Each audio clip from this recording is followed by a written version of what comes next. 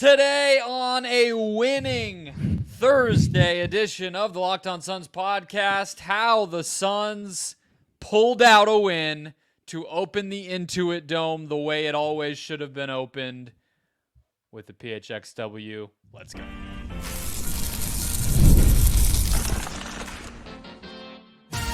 You are Locked On Suns, your daily Phoenix Suns podcast, part of the Locked On Podcast Network. Your team every day. Welcome back in to Locked On Suns. I'm Brendon, Kleen, the staff writer at Awful Announcing and a credentialed Suns media member. Thank you for making Locked On Suns your first listen to kick off your Thursday, or maybe you're already catching us Wednesday night coming off that win.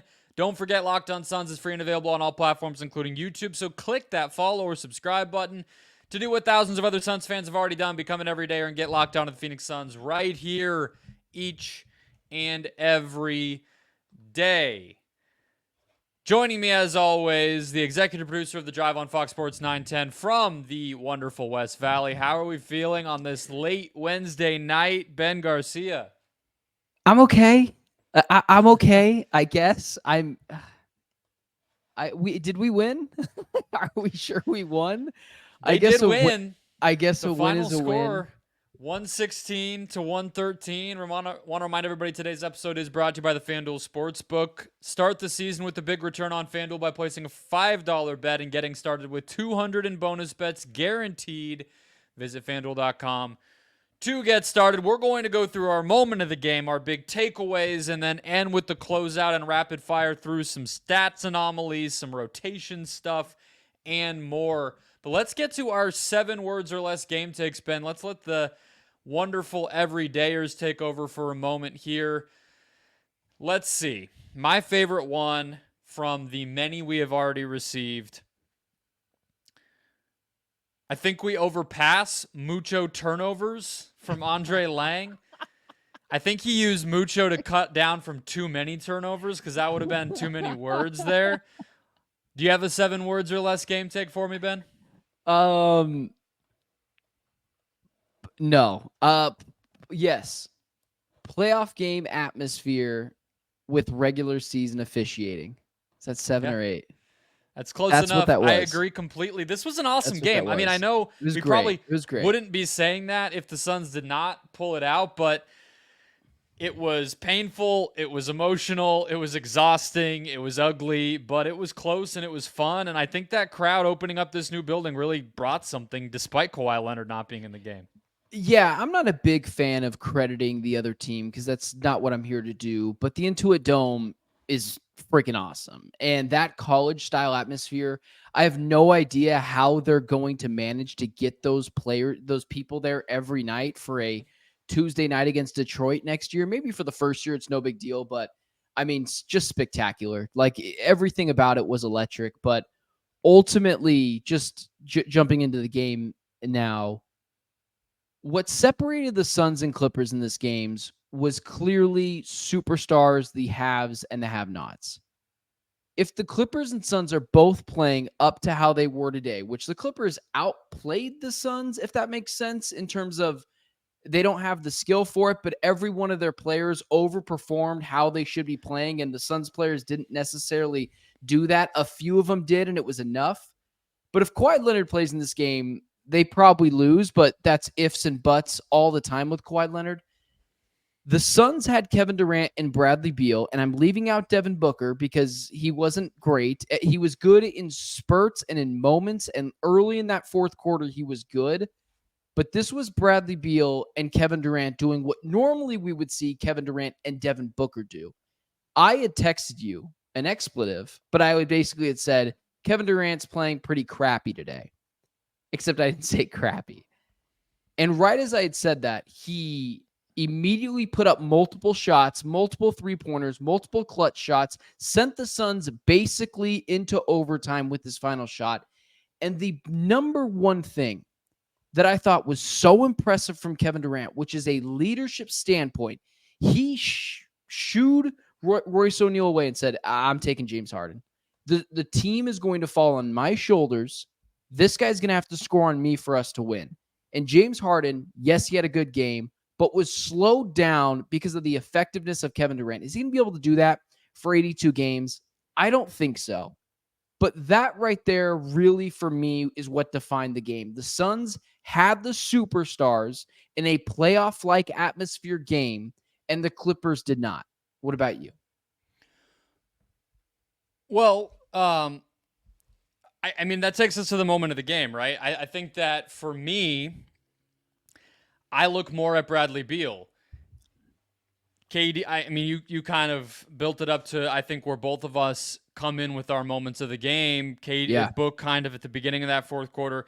For anyone counting at home, 31-29 in the fourth quarter. The Suns are officially +2 in the fourth quarter. Round of applause. They got in the positive. It felt like +40. That's how well they played in the final 9 minutes. Even that first couple of minutes was not great. And KD has a lot of those moments as well, especially after Book does foul out and everything else. But from 9:31 of that fourth quarter, which is basically where you just mentioned, to about a minute into the overtime period, Ben, Bradley Beal did not take a shot. Mm-hmm. Then all of a sudden, he makes a three that puts the Suns up 2, and he kind of takes over the rest of the way. Gets to the free throw line a couple of different times, and even in the possessions where he was not even scoring or assisting, brought this offense to life by accepting the burden of being the initiator in these must-have possessions and getting the offense into a rhythm with some ball movement and some actual life to it. Not that KD wasn't doing that, but he was tired, I think, is the reality of the situation. Oh, yeah, 1,000%. Took them home. And to me, the ability to not only do that and have the type of game that we didn't see consistently from Beal last season, but also do it, I guess do it in the way that he did, attacking, being explosive, doing that sort of thing when Booker was not in the game. It was big to see that he would step up in this way. It happened. I mean, we counted on one hand how many times we saw that last year. So I thought that was huge and a great sign of things to come for this team. Yeah, building off of your point with Bradley Beal, even further back, because yes, I thought the same thing. I was like, okay, why isn't this guy taking a shot? Kevin Durant's kind of taking over. Bradley Beal, without him, they lose this game. Not in the fourth quarter. That's too easy to say. In the third quarter, where the Suns were getting outplayed, and it looked like fourth quarter Phoenix Suns from last year, Bradley Beal is what kept them afloat. He was the life preserver for them in the third quarter. He was the only guy hitting shots. He was the only guy creating shots. He was the only guy that wasn't letting the team completely slip away. And that goes for Kevin Durant. That goes for Devin Booker. That goes for everyone on the floor. He kept them afloat through that third quarter and made big bucket after big bucket. And it takes a player that has some self-awareness and some real just give it to the other guy at the end of the game. And Bradley Beal had that. He was the best player on this team until 9 minutes into the fourth quarter. And he willingly said, no. I'm the superstar role player. I'm the third option on this team. KD, take over. I'll be here when you need me. Didn't pout. Didn't get upset like Terrence Mann was doing in the corner when he wasn't getting the ball. Waited for his moment and seized the opportunity. That's what I need to see from Bradley Beal. And I hadn't seen that at all from Bradley Beal last year, maybe once or twice. I don't remember it. But the difference between starting off 0-1, coming off of getting swept, coming off of a disappointing season, and then completely switching the narrative of, oh, they won the fourth quarter. Oh, they won a close game. And their stars mostly stepped up. I mean, that's everything. That's exactly what we needed from Beal. Real quick, what was your moment of the game? Yes, real quick moment of the game for me. When the tide officially switched, and I saw someone tweet this, and then you ended up quote tweeting it. When Nurkic got pulled out of the game, which, by the way, he was not very good in this game. Late in the game, he was better. Stupid penalties, stupid fouls, stupid, just boneheaded mistakes, things that, okay, first game of the season, we'll let it go. They pulled out Nurkic. They brought in Royce O'Neal. And the exact moment I thought this game switched is when I think it was Terrence Mann, someone from the left wing, had thrown a ball. Royce O'Neal was fronting Zubac. and it allowed Tyus Jones to come over and steal that ball. Boom, Suns go away on the fast break layup, and then that's all she wrote. The Suns eventually climb back into the game and win this game in overtime. That, for me, was massive and a little worrisome that they had to pull out the small ball 5 in the first game of the season, but maybe that's just a part of their staple. We don't know that yet. Yeah, I don't think it's a had to. I think that I want to. they went small against a big team. So I don't think Mhm. that was them panicking. I think that they did it to try to do exactly the type of thing you just mentioned, which was, be a little bit more swarming and a little bit more, versatile in how that they were able to handle the Clippers. And I think it worked. And in that moment, 3:52 was when Nurk left the game. I remember the Tyus Jones play that you're talking about. I believe it may have been 2:31, if I'm looking at the box score correctly. And yeah, they went on a run from 3:52. They were down 9, and they obviously come back to tie the game. So +9 the rest of the way, and he did come back in overtime. Had a few good moments. Nurk did. I thought defensively, actually, when he came back in and they started blitzing Harden and Powell on the pick and roll rather than having Nurk drop or switching.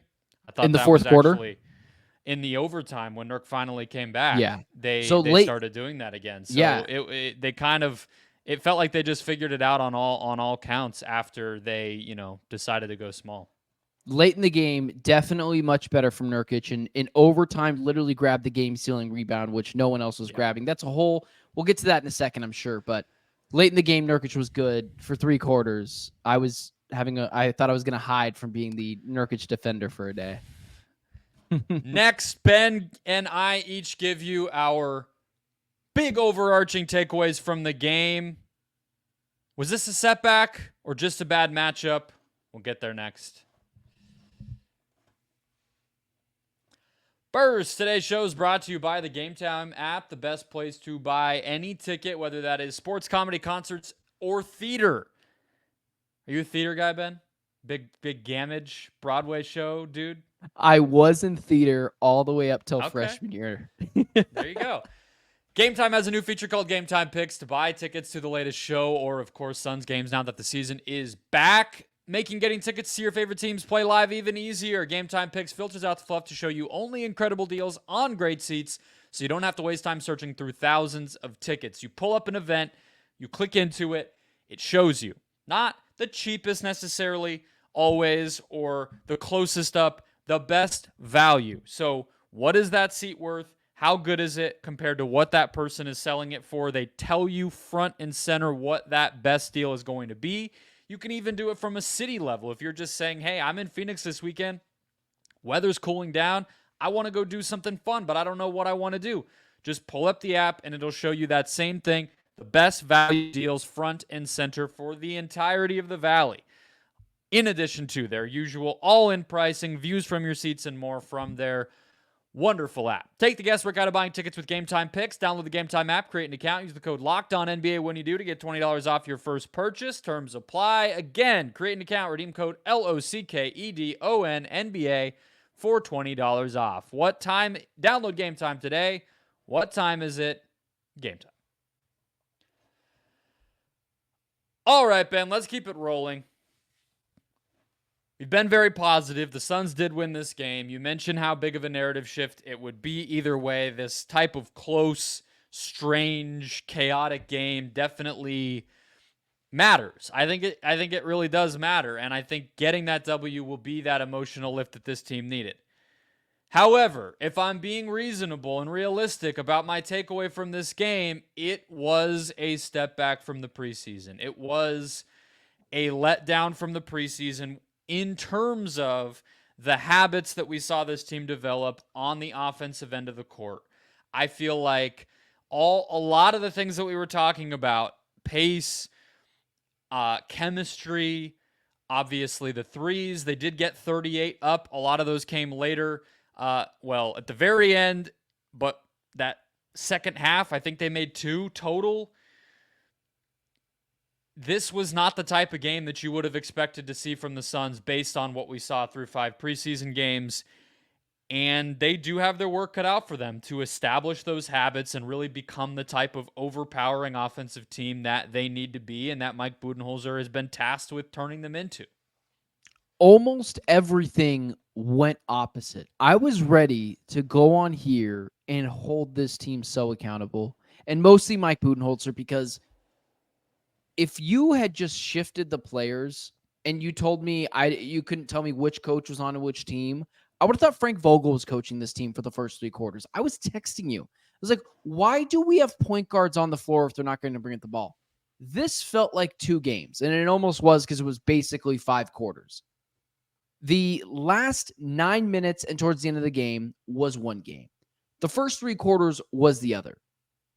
Why in the world would you ever have smaller point guards that you and I have talked about on this show, Monte Morris, Tyus Jones, and not have them lean into their strengths? Because their strength, it ain't defense. And you know you're going to give up some points on defense with those 2 guys. So you got to make up for it on offense. And not having those guys in positions to succeed for 3.5 quarters, and it was hero ball. It was, and then at some point, Mike Budenholzer called a timeout, reeled everyone back in, and I'm sure you noticed this, but Tyus Jones basically brought up the ball for the entirety of that 4th quarter and the entirety of overtime. Like, it was got like 2 layups split at the basket.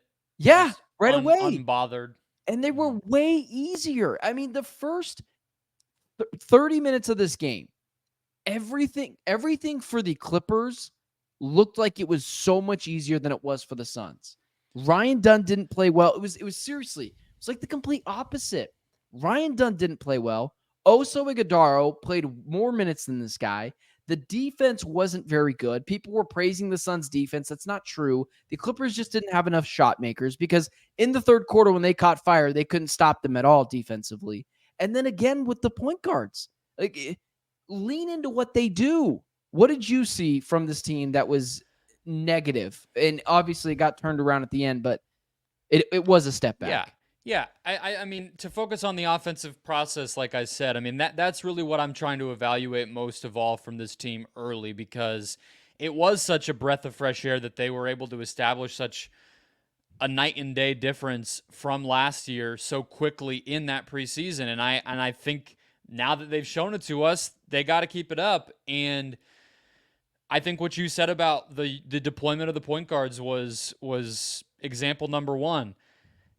It's not even so much like they weren't necessarily impacting the game. I mean, I think Monte Morris had a couple of nice scores. Tyus was doing his thing. It's almost that they were just off ball too much. Like, to be more specific, they were not doing what you brought them in to do. You know, they may as well have been Eric Gordon. You know, it wasn't different in terms of putting. It's not even so much putting them in a position to succeed. I almost feel like I would call it using them to put others in position to succeed, which is what a point guard's supposed to do, right? That was the most puzzling part. And you said it was hero ball. I think that's giving it too much credit. Hero ball to me is like, I'm Carmelo Anthony, I'm Kobe Bryant, clear out.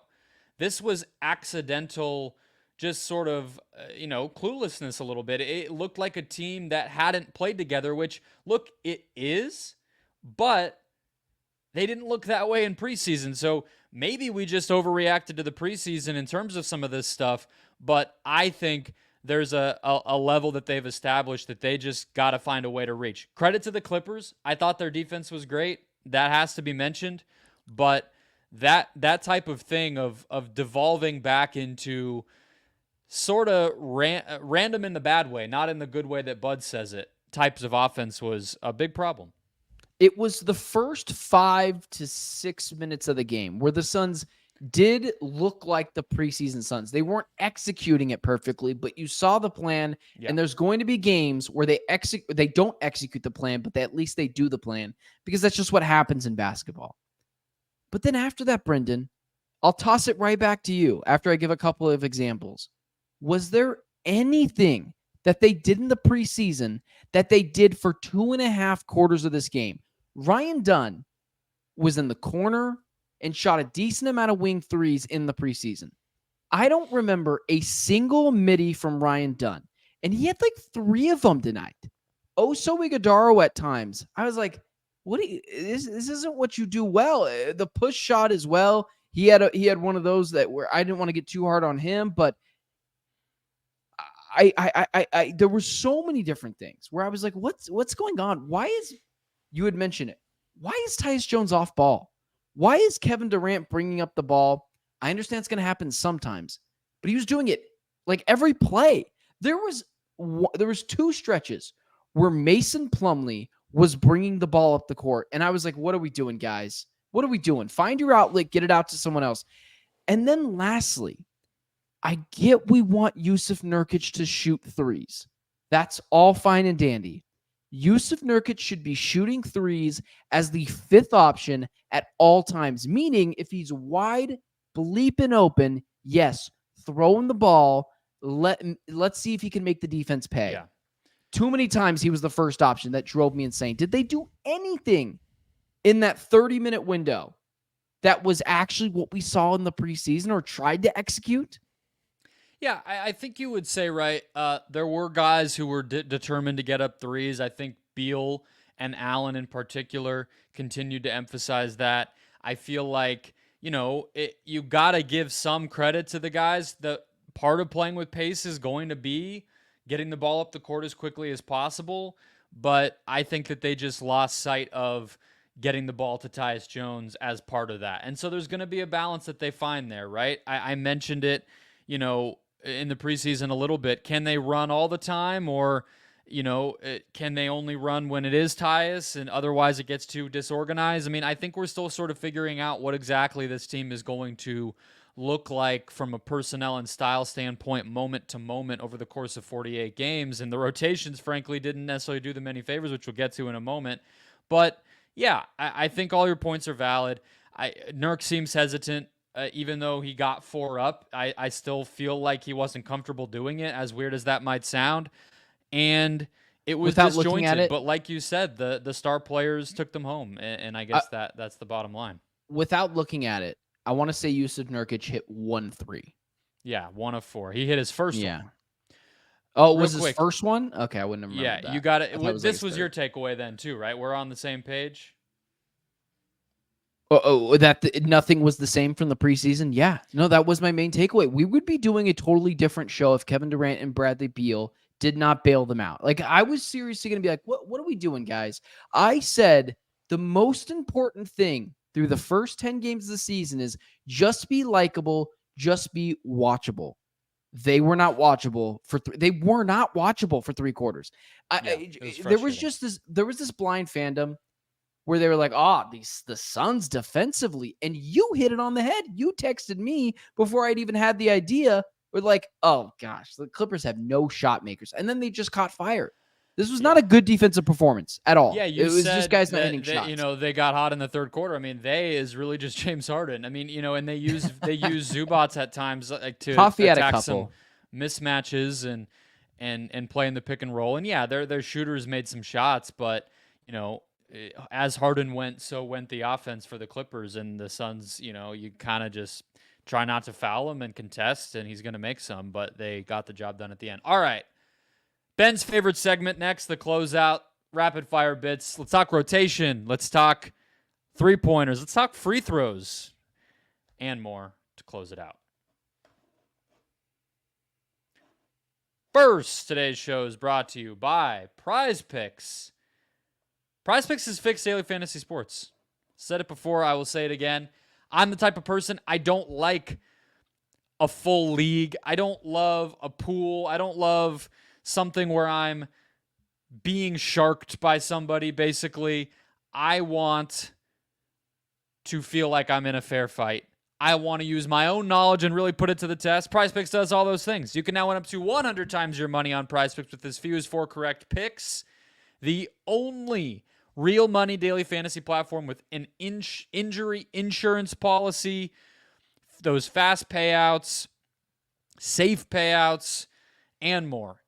They have taken the feedback of all the things you may not love about other places, and they've said, great, we'll do all of them. So sign up today and get $50 instantly when you play $5.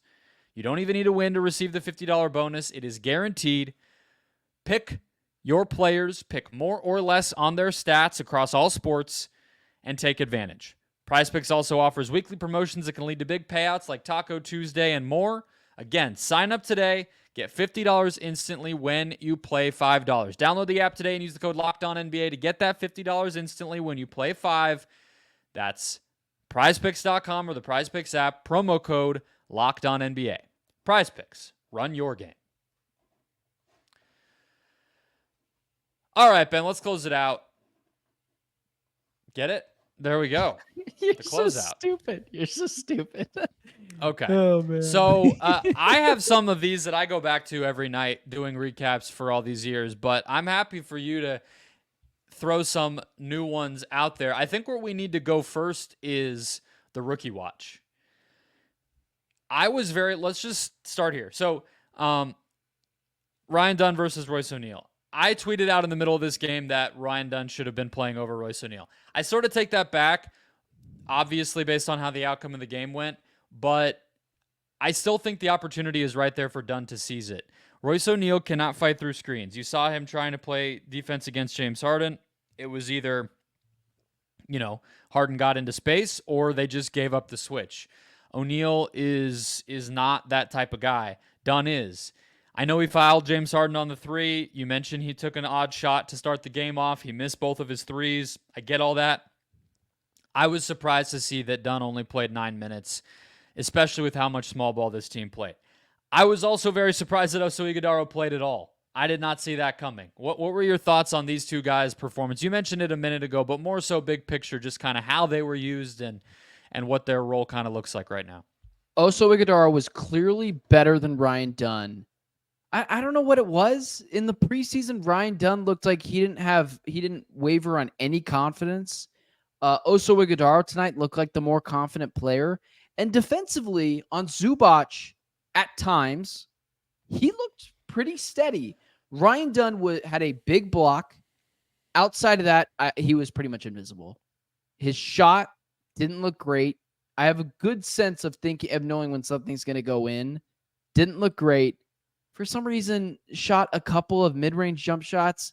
Ryan Dunn was not good. He was not good in this game. Not a good start to the campaign. Ighodaro was better.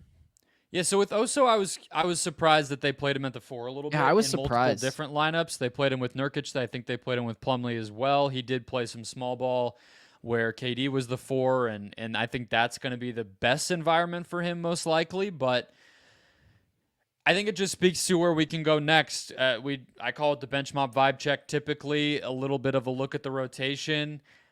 This felt like a preseason game for Mike Budenholzer in terms of who he was playing, and not only that, Ben, but how quickly he was rifling through combinations of players. It was like outside of the starters and that small ball closing lineup, I'm not sure any group of guys played more than a minute or two together. It was like hockey out there. It might as well have been. So I think he's going to be experimenting for a little while here. Yeah, and we had talked about that. That's not that was the only thing that I wasn't going to kill Budenholzer on, even though I wanted to win this game so bad, was he's trying to figure out what works. He's toying with things, but it was kind of telling that they played 9 guys deep tonight. 1, 2, 3, 4, 5, 6, 10 guys deep tonight, and Bol nowhere in sight, and they had a chance to play Bol. Yusuf Nurkic got a little bit of foul trouble. Bol's not a center though. He's still okay. Oh, he played over Ighodaro. Ighodaro played the 4. I mean, my point is Ighodaro was playing over him, and they didn't trust Bol to go out there and execute the offense on the first day. Like, that's my idea of just like, pull your expectations back for Bol. He's probably not going to be a playoff rotational piece for this team. Yeah, but it's a testament to the rookies getting there quicker than maybe we thought. I was very surprised Oso played. I was very surprised Oso played. Yeah. It was weird. It was weird, Maybe honestly. that's just getting him ready, trying to, see if at some point he's probably going to start getting DNPs. Maybe it's almost like give him some minutes early and then send him down to the bench for a minute, and then if he comes back, he comes back. But yeah, I was shocked too. It's a good problem to have. I think if Dunn wasn't ready, you would have seen Bol. If Oso wasn't ready, you would have seen Bol. But those guys have earned it. I guess lineup and rotation wise, Give that time. The small ball to me is going to be a weapon. I think we just need to find what that lineup is going to be. Is it going to be Royce O'Neal every time? Is it going to be Ryan Dunn? Is it going to be, Oso kind of files in there and gives a more versatile, the same way that Nick Claxton kind of fit next to Kevin Durant? I don't know. And Grayson Allen didn't play, I think, quite the same role that he will play at full strength if he's sort of still coming back. 21 minutes, yes, but didn't check into the game until late in the first, and then I think he might even play 25 or 30 when it's all said and done. I did enjoy your tweet where you had said Grayson Allen's going to chuck up 15 threes a night. He was gunning. Those threes right off of a screen, kind of off of a dribble handoff right into a three. That's not something he's had in his bag before, to be honest with you, at least as regularly. I mean, he took 2 or 3 of those where he was rising immediately. Might as well have been like a pull-up. I was kind of surprised to see him have that level of a green light, and it speaks to the rounding out of his game that we talked about earlier on. But the only other thing I had was, Ben, was I mentioned 38 threes. The turnovers, I think just looking at the box score, 22, you're not going to win a lot of games turning the ball over 22 times. I mean, how many times did we say that last year? And then they couldn't make a freaking free throw against the wall. They were like 5 of 12 or something. Kevin Durant missed 2 in a row. Kevin Durant missed a 2 couple, in a row. I think. Mm-hmm. I know Booker missed one. I know Yusuf Nurkic missed one. Nurkic grabbed the ball. Nurkic grabbed the rebound. And I texted you. Good news is we got the rebound. Bad news is Nurkic is going to the line. And you texted me, Nurkic is a decent free throw shooter. He shoots 64%, and he was going up against the wall. 64% is decent. I didn't say he's a great free throw shooter. I said he's a decent free throw shooter, and he proved me right. He made them. How many Ds did you get in high school? How many Ds did you bring home? Not a lot, but I'll tell you right now, I was striving for better than decent. If I had said I'm a decent student, I don't think anyone would have thought I was doing all that well. So decent means decent. 64% is decent. But yeah, they've got something with that wall. And just lastly, I don't want to make it seem like I'm picking on Budenholzer because I was the one preaching that to give them time. You can argue, if you're someone in the comment section, that the moment of the game, just going back a little bit, was Budenholzer calling that timeout early in the fourth quarter, reeling them in, and after that, their offense looked completely different. I don't know whose butt he chewed out. I don't know what he said, but with Kevin Durant, you can say Kevin Durant was the reason they won this game. Bradley Beal, number 2, Budenholzer, number 3. Like, I do think you could go there. Now, kind of a distant number 3. But that late game adjustment and what he did to allow this team to just figure it out later on in the game, I would blame the players more on not executing the offense, just from what I saw in one game, than I would Budenholzer. So reeling them back in was big. Yeah. I think the timeout's a good call. I think, too, though, look, I mean, we credited the small ball. You mentioned putting Royce O'Neal in. That's a coaching decision. And then, good one. When Nurk did come back in, like I alluded to earlier on, I thought, they were switching a lot against Harden in that fourth quarter, and Tyus Jones was kind of just having to be on an island, and Harden was trying to pick on him, and I thought Tyus did decently, but it didn't go awesome. When Nurk came back in, they switched it up. They started having Nurk move his feet and blow up the play as that big man defender. Harden, I think, turned it over once. Obviously, he ends up missing that free throw, and he botches and bobbles the inbounds pass. So they were mixing coverages up on Harden too, and that's a Bud W as well. So I don't think getting the team ready to play, blah blah blah. I think this was a player thing. They did it in the preseason. That tells me Bud's message is getting through. They just didn't do it tonight, and that I blame the players more than anyone else on that. Yeah, so I think Bud had a solid night. All right, that'll wrap us up. Hit follow or subscribe on the feed if you have not already. Become an everydayer. We'll be back with you 2 more times this week. Get ready. 1 more time this week. 1 more time this week. Just show up. There's 2 games over the weekend. Maybe we'll do an episode for you. Keep it right here. Sign up for the Locked On Suns daily but newsletter at the link in the show description below. And we'll talk to you guys next time.